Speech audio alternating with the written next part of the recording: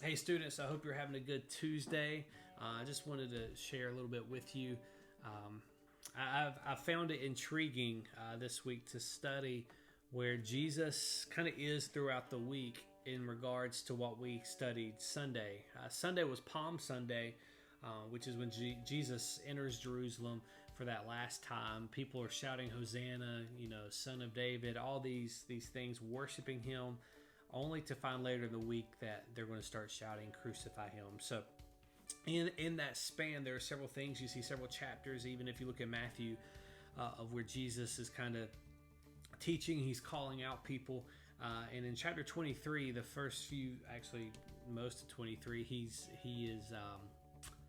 calling out the Pharisees, the scribes. These would be the religious people of the day.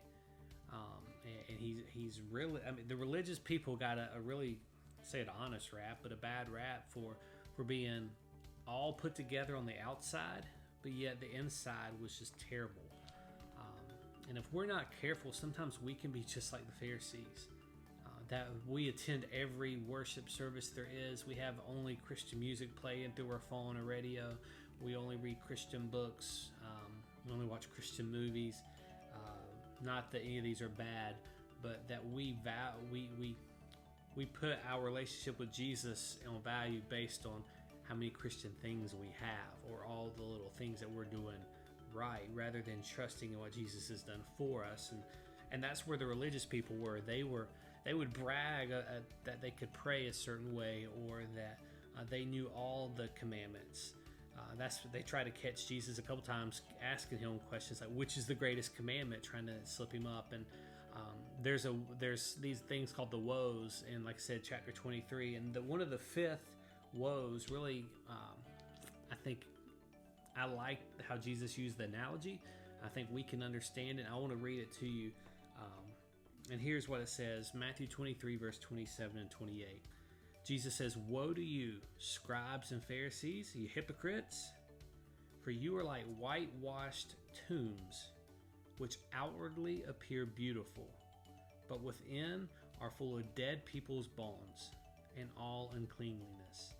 So you also outwardly appear righteous to others, but within you are full of hypocrisy and lawlessness."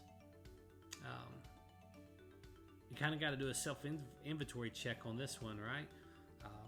These are religious people, and Jesus calls them whitewashed tombs.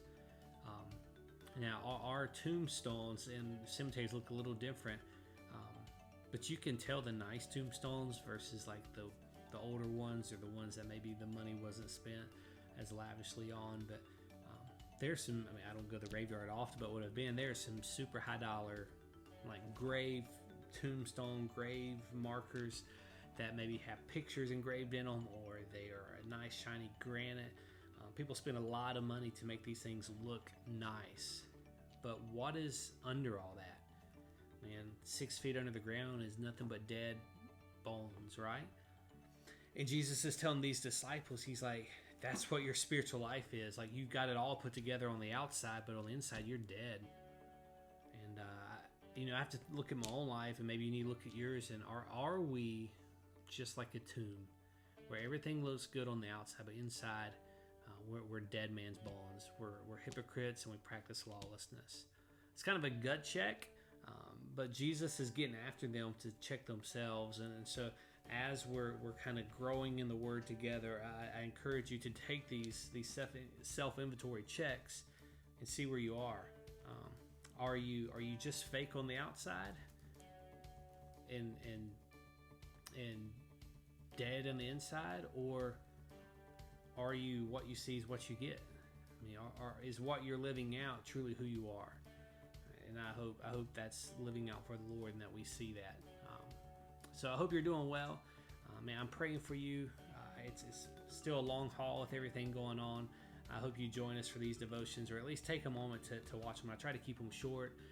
Hopefully in the upcoming days you're going to see some different people that you've never met before, but they're people that have had impact in my life. And again, we still want your devotions. So if you've got something you want to share, we would love to have those. You can email them to me, or comment below that you're going to do one. But other than that, have a wonderful Tuesday, and we'll see you tomorrow for devotion and our midweek will come on tomorrow night. See you later. Peace out.